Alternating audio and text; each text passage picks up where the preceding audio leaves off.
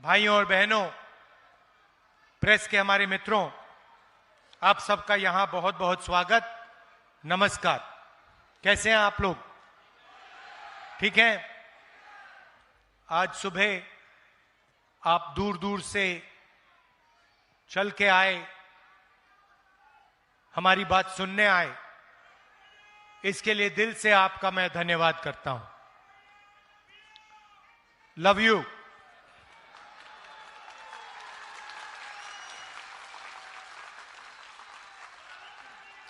जो आज देश में लड़ाई चल रही है वो दो विचारधाराओं के बीच में चल रही है।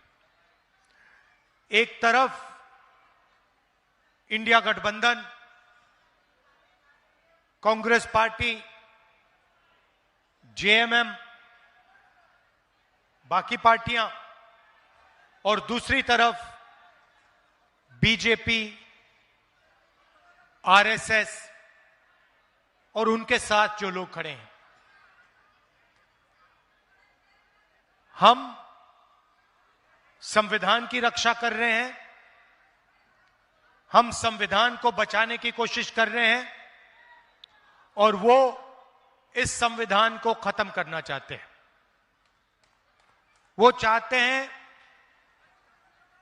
कि जो पहले था, संविधान से पहले जो था वो हो। हम चाहते हैं कि समाज में समानता हो, एकता हो, भाईचारा हो और देश को संविधान के माध्यम से चलाया जाए। अब ये जो संविधान है ये सिर्फ एक किताब नहीं है। इस संविधान में बिरसा मुंडा जी की सोच है या नहीं? बिरसा मुंडा जी की सोच है, अंबेडकर जी की सोच है, फूले जी की सोच है, महात्मा गांधी जी की सोच है और हिंदुस्तान के जो गरीब लोग हैं, चाहे वो आदिवासी हो, दलित हो, पिछड़े वर्ग के लोग हो, किसान हो, मजदूर हो, उनकी रक्षा यह संविधान करता है। इसीलिए नरेंद्र मोदी जी चाहते हैं, अदानी और अंबानी चाहते हैं कि इस संविधान को खत्म कर दिया जाए, बिरसा मुंडा जी की सोच को दबा दिया जाए, अंबेडकर जी की सोच को खत्म कर दिया जाए, गांधी जी की सोच को खत्म कर दिया जाए और इसको परे कर दिया जाए। और हम चाहते हैं कि ये सामने रहे, इसी के माध्यम से देश चले। भाइयों और बहनों, आपको हम आदिवासी कहते हैं, बीजेपी आपको वनवासी कहते हैं।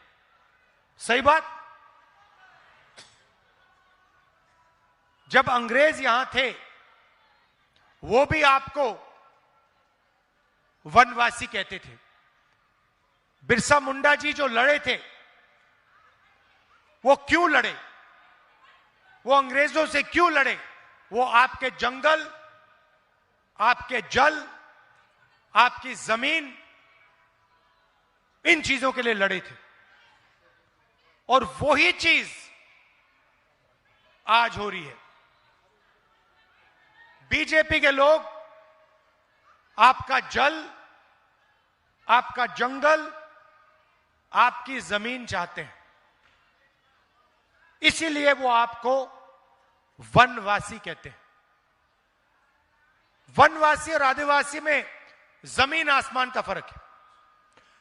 आदिवासी का मतलब वो लोग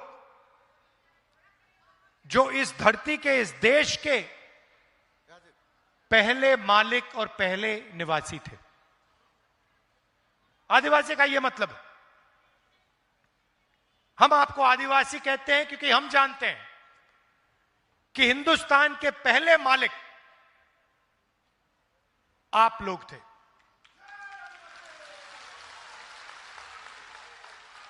और अगर हम आपको आदिवासी कहते हैं तो फिर जल, जमीन, जंगल का फायदा हिंदुस्तान के पहले मालिकों को मिलना चाहिए। जल, जमीन, जंगल का अधिकार आपका होना चाहिए। आदिवासी शब्द का यह मतलब। अब इन्होंने नया शब्द निकाला जो पहले अंग्रेज इस्तेमाल करते थे, वनवासी। वनवासी का मतलब आप जंगल में रहते हो। वनवासी का मतलब आपका कोई अधिकार नहीं है, ना जल का, ना जंगल का, ना जमीन का। आप तो जंगल में रहते हो। अगर आप जंगल में रहते हो तो अधिकार थोड़ी मिलेगा। इसीलिए वो आपको वनवासी कहते हैं, क्योंकि वो चाहते हैं कि आपके बच्चे शिक्षा ना पाएं, आपके बच्चे इंजीनियर ना बने, डॉक्टर ना बने, लॉयर ना बने, हवाई जहाज ना उड़ाएं। इसलिए वो आपसे कहते हैं भाई आप तो वनवासी हो, आप तो जंगल में रहते हो, आपको शिक्षा की क्या जरूरत, आपको इंजीनियर बनने की क्या जरूरत, आपको डॉक्टर बनने की क्या जरूरत, आप तो वनवासी हो। और हम कहते नहीं, आप वनवासी नहीं हो। आपको वनवासी कहना आप पर अपमान है। आप आदिवासी हो। यह देश आपका था और इस देश में जो जंगल है, जमीन है, जल है, उसका अधिकार आपको मिलेगा। और अगर आप देखोगे संविधान में आपको वनवासी शब्द कहीं नहीं मिलेगा।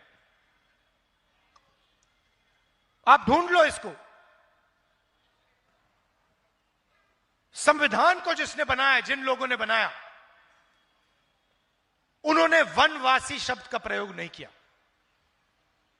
उन्होंने आदिवासी शब्द का प्रयोग किया, क्योंकि वो कहना चाहते थे कि ओरिजिनल मालिक आदिवासी हैं। जमीन उनकी,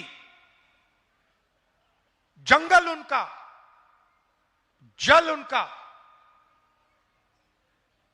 बिरसा मुंडा जी उसके लिए लड़े थे। संविधान भी बिरसा मुंडा जी जैसे आपके जल, जंगल, जमीन के लिए लड़ता है, हर रोज लड़ता है। तो लड़ाई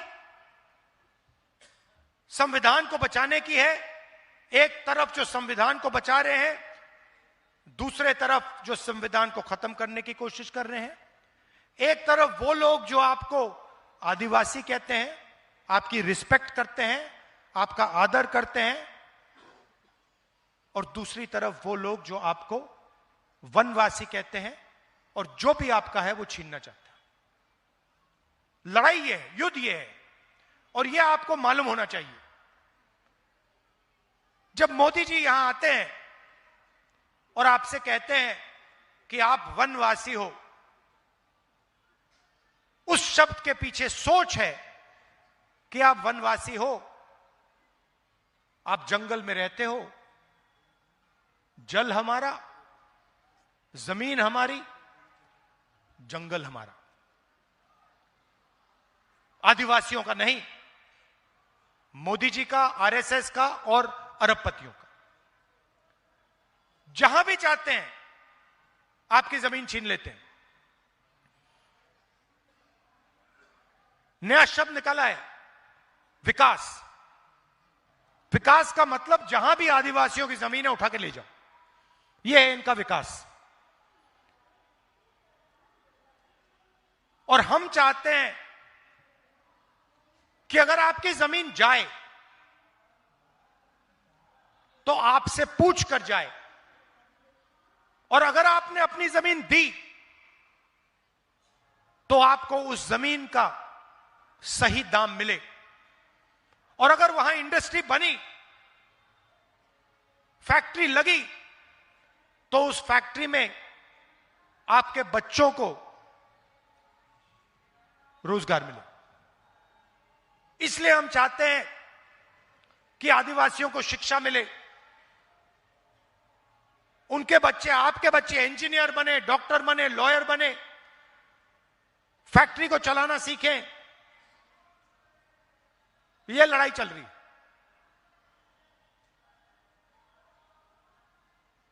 आप देखिए, इस देश में तकरीबन 8% आदिवासी हैं, 15% दलित हैं और तकरीबन 50% ओबीसी हैं। और उसमें आप 15% माइनॉरिटी जोड़ दीजिए।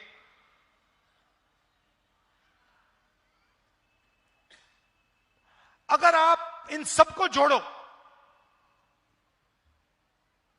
तो 90% ये लोग हैं, आदिवासी, दलित, पिछड़े वर्ग के लोग, माइनॉरिटी के लोग 90% है। मगर अगर आप देखो, हिंदुस्तान की संस्थाओं को देखो, मीडिया देखो, बड़े बड़े बिजनेस देखो, अंबानी अदानी वाले बिजनेस,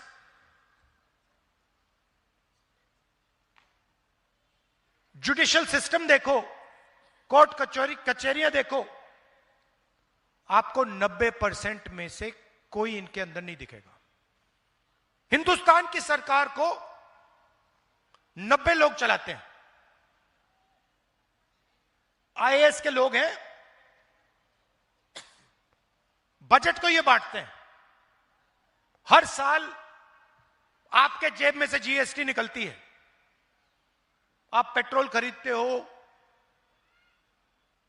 कपड़े खरीदते हो, जूते खरीदते हो, टैक्स भरते हो, आपके जेब में से टैक्स निकलता है। वो टैक्स सरकार के पास जाता है और फिर हर साल बजट में वो खर्च होता है। अब मैंने पता लगाया कि टैक्स आप भर रहे हो, 90% टैक्स देता है। जितना टैक्स आप देते हो, जितनी जीएसटी आप देते हो, उतनी ही जीएसटी अदानी देता है। अगर आप शर्ट खरीदोगे, जितनी जीएसटी आप दोगे उतनी अदानी देगा। अगर आप 1 लीटर पेट्रोल खरीदोगे, जितनी जीएसटी आप देते हो उतनी वो देगा। जितना टैक्स आप देते हो उतना वो देगा। और मैंने पता लगाया, ये जो बजट है, जो पैसा है देश का,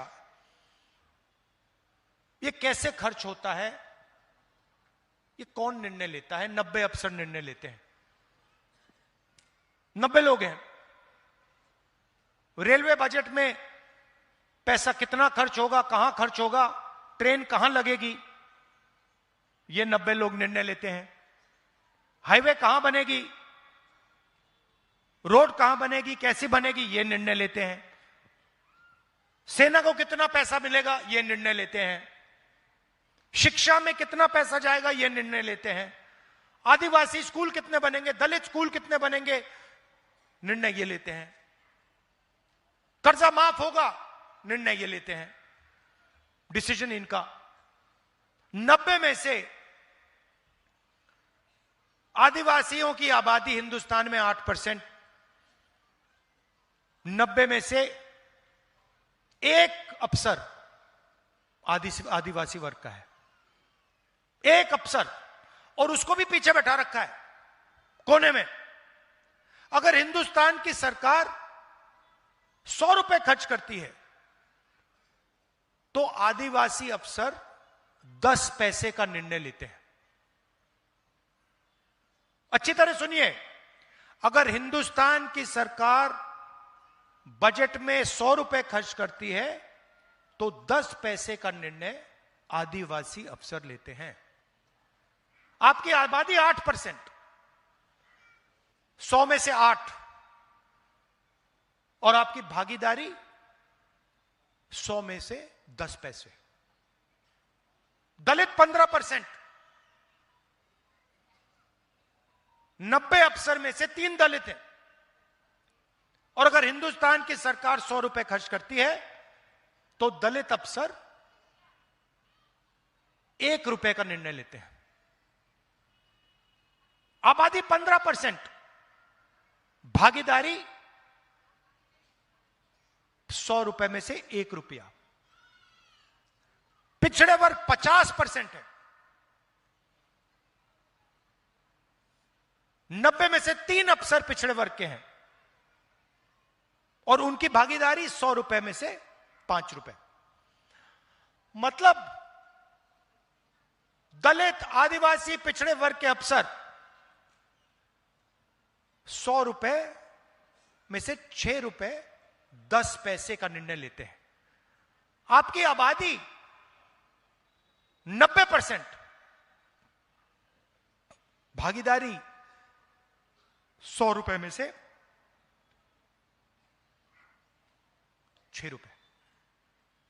अब मैंने ये बात उठाई, पार्लियामेंट में बात उठाई कि भाई ये हो क्या रहा है। हिंदुस्तान के लोग, आदिवासी, दलित, पिछड़े वर्ग के लोग, इनकी इस देश में भागीदारी नहीं है,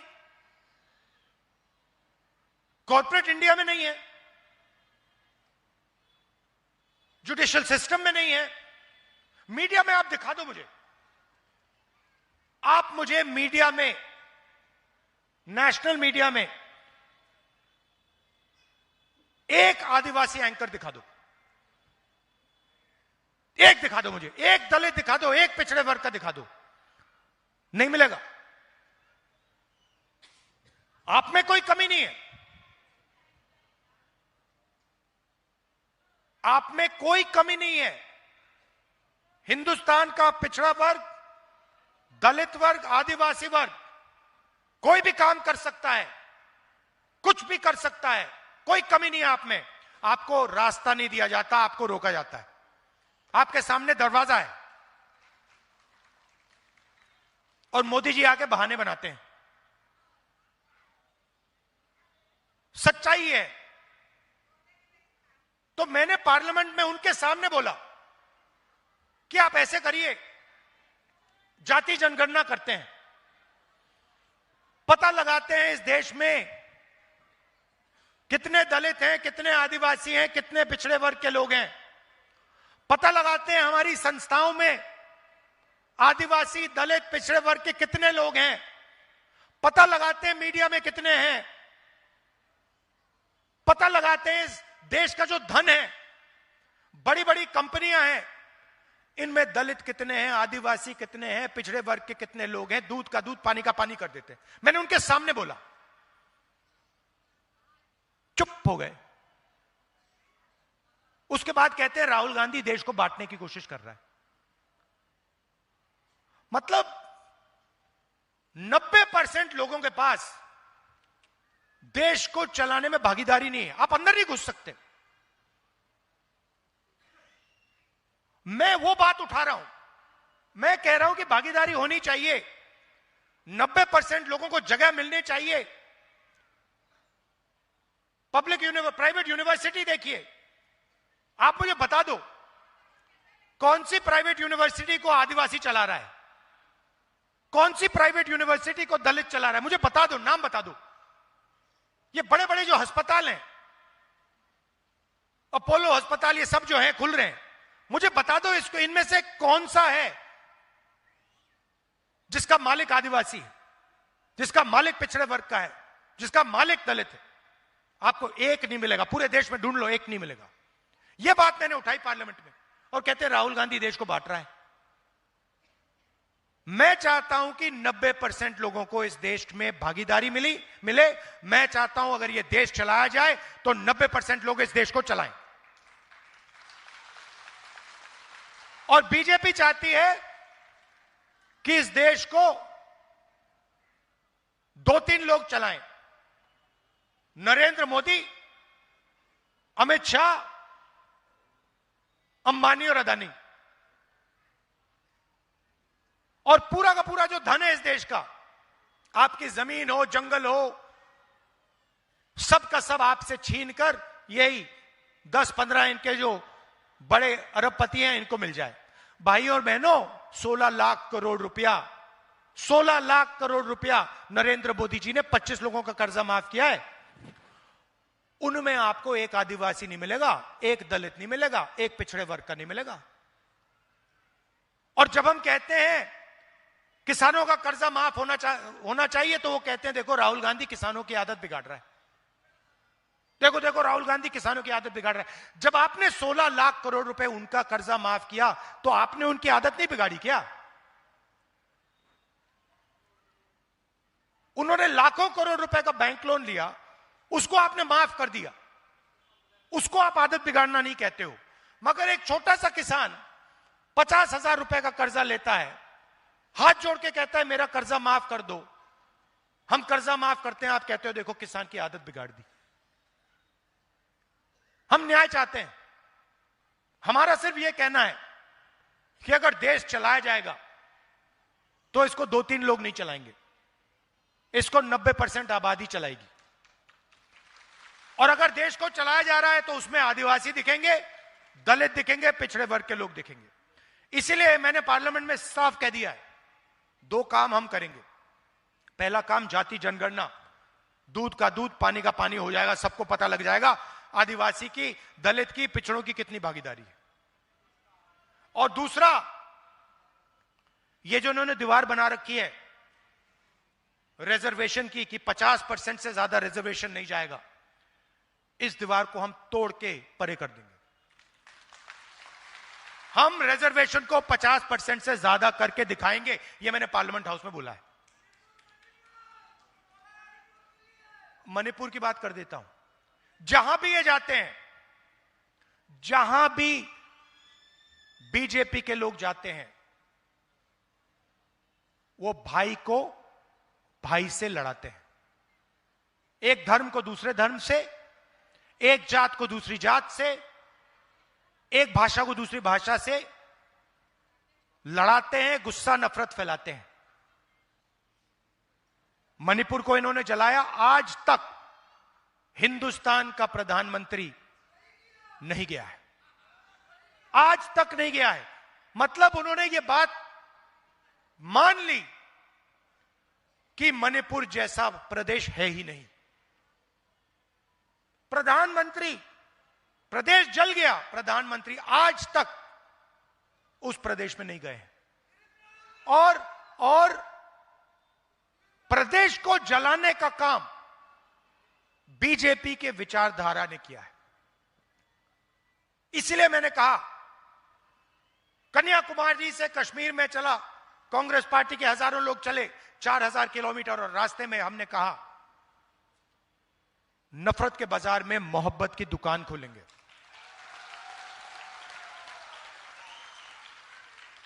नफरत के बाजार में मोहब्बत की दुकान खोलेंगे, और हिंदुस्तान में सब लोग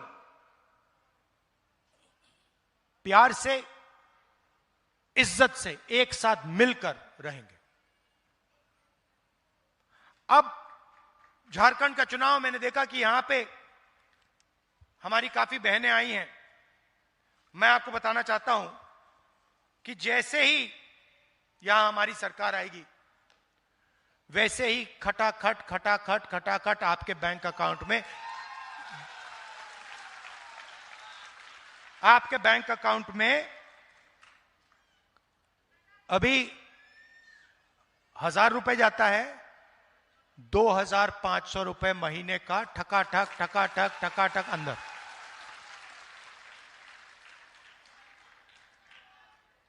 जो एससी एसटी ओबीसी का रिजर्वेशन है उसको हम बढ़ाएंगे। एसटी का 26% से 28%, एसटी का 26% से 28%, एससी का 10% से 12% और ओबीसी का 14% से 27%। हर परिवार को स्वास्थ्य बीमा में 15 लाख रुपए का कवर मिलेगा। अगर आप बीमार होगे, ऑपरेशन करने की जरूरत होगी, आप अस्पताल में जाओगे और 15 लाख रुपए का इलाज आपको मुफ्त में मिलेगा। किसानों को 3,200 रुपए प्रति क्विंटल एमएसपी धान के लिए हमारी सरकार देने जा रही है। गैस सिलेंडर 450 रुपए। ये देखो महिलाएं ताली बजा रही हैं। और राशन 7 केजी हर व्यक्ति को हर महीने। और युवाओं के लिए हर ब्लॉक में डिग्री कॉलेज और डिस्ट्रिक्ट लेवल पे प्रोफेशनल कॉलेज, 500 एकड़ का इंडस्ट्रियल पार्क हर डिस्ट्रिक्ट में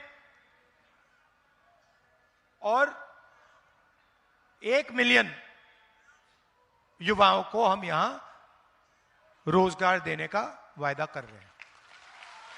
अब ये आप देख लीजिए, इसमें हमने अदानी के लिए, अंबानी के लिए कुछ नहीं किया। हमने आपके लिए किया है। महिलाओं के बैंक अकाउंट में पैसा, किसानों को सही दाम, युवाओं को रोजगार, गैस सिलेंडर और एससी, एसटी, ओबीसी के लिए रिजर्वेशन। ये गरीबों की सरकार का काम है। ये उन लोगों का काम है जो आपको आदिवासी कहते हैं, जो आपको वनवासी कहते हैं। वो ऐसा काम कभी नहीं करेंगे। जैसे ही हमारी सरकार हिंदुस्तान में आएगी, हम इस अग्निवीर को खत्म कर देंगे। तो आपसे मैं ये कहना चाहता था, आप दूर दूर से आए, इतने प्यार से आपने हमारी बात सुनी। संविधान की रक्षा करनी है, एक साथ मिलकर संविधान की रक्षा करनी है, और जो संविधान को खत्म करने की कोशिश कर रहे हैं उनको रोकना है। दिल से आपका धन्यवाद। जोहार।